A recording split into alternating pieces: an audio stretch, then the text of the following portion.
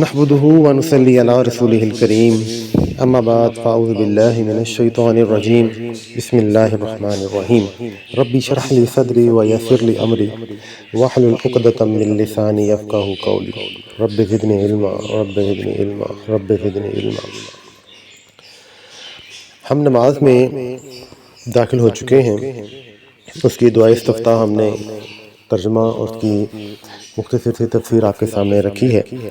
اس سے پہلے آگے چلنے سے پہلے میں آپ کے سامنے ایک چھوٹا سا ایک لاجک آپ کے سامنے رکھنا چاہتا ہوں، جس میں آج ہمارے سامنے مختلف نماز کے طریقے موجود ہیں، اختلافات موجود ہیں۔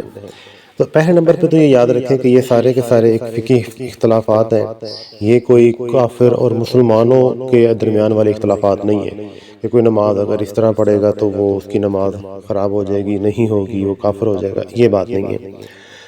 اب اپنا عقیدہ جو ہے آپ کا درست ہونا چاہیے۔ عقیدہ آپ کا کیا ہونا چاہیے کہ آپ نماز کو جس طریقے سے آپ پڑھ رہے ہیں، آپ کو یہ یقین ہونا چاہیے، آپ کی یہ تحقیق ہونی چاہیے کہ میں وہ طریقہ اللہ کے نبی کے طریقے کے مطابق اس کو پہ عمل کر رہا ہوں۔ اگر وہ طریقہ آپ کا اللہ کے نبی کے طریقے سے میچ نہیں کرتا، پھر آپ کو ضرور اس بارے میں فکر مند ہونا چاہیے، ضرور اس کی تحقیق کرنی چاہیے کہ میرا طریقہ اللہ کے نبی کے طریقے سے میچ کر جائے۔ عقیدہ کیا ہے؟ اگر ایک شخص نماز میں ہاتھ اوپر باندھتا ہے اس عقیدے سے، اس یقین سے کہ میرے نبی نے ہاتھ اوپر باندھے ہیں، اس کا عقیدہ ٹھیک ہے۔ اگر ایک بندہ ہاتھ نیچے اس نیت سے باندھتا ہے کہ میرے نبی نے نیچے باندھے ہیں، اس کا عقیدہ ٹھیک ہے۔ اب ان دو باتوں پہ اختلاف آ گیا کہ ایک ہاتھ اوپر باندھ رہا ہے، ایک ہاتھ نیچے باندھ رہا ہے۔ تو قرآن مجید نے ہمیں اس بات کی طرف اشارہ کیا ہے کہ جب بھی آپ کسی معاملے میں اختلاف پائیں، اختلاف آپ کو محسوس ہو، تو آپ اپنے اس اختلاف کو اللہ اور اللہ کے رسول کی طرف لوٹائیں۔ آپ تو آپ کو تحقیق کرنی پڑے گی۔ آج تحقیق کرنا تو ہمارے لیے ہے ہی بڑا آسان۔ آج ہمارے پاس موبائل موجود ہیں، لیپ ٹاپ، کمپیوٹر موجود ہے، اور دنیا کی تمام احادیث کی کتابیں جو ہیں ہمارے ایک کلک کے فاصلے پہ موجود ہیں۔ تو آپ تحقیق لازمی کریں، خود تحقیق کریں، خود سرچنگ کریں کہ اللہ کے نبی کا طریقہ کیا تھا۔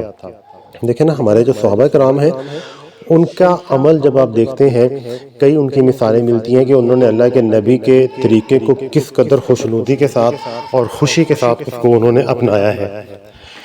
جیسے میں آپ کے سامنے ایک دو مثالیں رکھتا ہوں۔ ایک صحابی مسجد میں داخل ہو رہے تھے اور ایک اللہ کے نبی خطبہ دے رہے ہیں، اور خطبے کے دوران مسجد کے اندر سے ایک صحابی کھڑے ہوتے ہیں۔ تو اللہ کے نبی نے کھڑے ہونے والے صحابی کو کہا کہ آپ بیٹھ جائیں۔ اللہ کے نبی نے ان کو بیٹھنے کے لیے کہا ہے، تو ساتھ میں جو صحابی کھڑے ہیں وہ تو بیٹھے ہی بیٹھے، جو مسجد میں داخل ہو رہے ہیں وہ بھی بیٹھ گئے ہیں، وہیں پہ مسجد کے دروازے پہ بیٹھ گئے۔ تو یہ ان کا انداز دیکھ کے اللہ کے نبی مسکرائے۔ بعد میں ان کو کہا کہ میں نے آپ کو بیٹھنے کے لیے نہیں کہا تھا۔ تو انہوں نے کہا کہ اللہ کے نبی، ہم یہ نہیں دیکھتے کہ آپ نے کس کو کہا ہے، آپ کی آواز ہمارے کانوں پہ پڑتی ہے، ہم سمینا و اطعنا، ہم سنتے ہیں اور اس کی ہم اطاعت کر لیتے ہیں۔ اور ایک اور اس طرح کا واقعہ ملتا ہے کہ ایک صحابی گھوڑے پہ سوار ہو رہے ہیں، سوار ہونے کے بعد وہ مسکرائے بغیر کسی وجہ کے۔ تو ان سے پوچھا کہ آپ اس طرح کیوں مسکرائے ہیں؟ تو انہوں نے کہا کہ میں اللہ کے نبی کو ایک دفعہ دیکھا تھا کہ وہ سواری پہ بیٹھ کے مسکرا رہے تھے، تو میں اللہ کے نبی کے مسکرانے پہ میں نے مسکرا دیا ہے۔ تو یہ ان کا ایک انداز ہے اللہ کے نبی کی پیروی کرنے کا۔ اسی طرح عمر فاروق رضی اللہ تعالیٰ عنہ نے ایک معاملے میں فتویٰ دے دیا۔ جب وہ فتویٰ دیا تو حضرت علی رضی اللہ تعالیٰ عنہ نے ان کو کہا کہ یہ فتویٰ آپ کا اللہ کے نبی کے اگینسٹ ہے۔ اللہ کے نبی نے جیسے وہ پاگل عورت تھی، اس پہ ایک الزام تھا، آپ نے اس کو رجم کرنے کا حکم دیا۔ تو پھر حضرت علی نے ان کو کہا کہ جو پاگل ہیں، اللہ تبارک تعالیٰ نے، اللہ کے نبی نے فرمایا کہ اللہ نے ان سے قلم اٹھا لیا ہے، تو آپ ان کے بارے میں پھر آپ نے اپنے فتوے سے رجوع کیا۔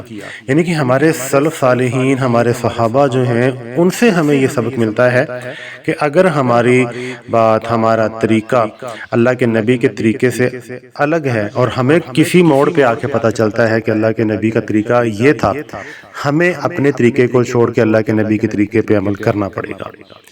یہ اپنی فکر رکھیں، یہ اپنی سوچ رکھیں۔ اب نماز میں اختلاف ہے، کسی بھی معاملے کے اندر اختلاف ہے، آپ ضرور سرچنگ کریں، آپ ضرور تحقیق کریں، کیونکہ آپ نے اپنے اعمال کا جواب خود دینا ہے، آپ کے اعمال کا جواب کسی اور نے نہیں دینا۔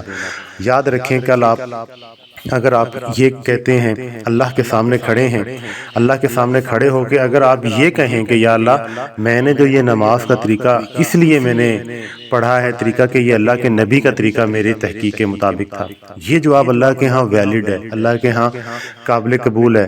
اگر آپ یہ کہیں کہ نہیں اللہ کے نبی کا طریقہ تو تھا یہ، لیکن جو میرے امام صاحب تھے، میرے قاری صاحب تھے جن کو میں پیروی کرتا تھا، انہوں نے کہا تھا کہ نہیں اس طرح نہیں، اس طریقے سے نماز پڑھیں، تو یہ جواب مجھے بتائیے، خود سوچیں کہ اللہ کے ہاں یہ قابل قبول ہوگا؟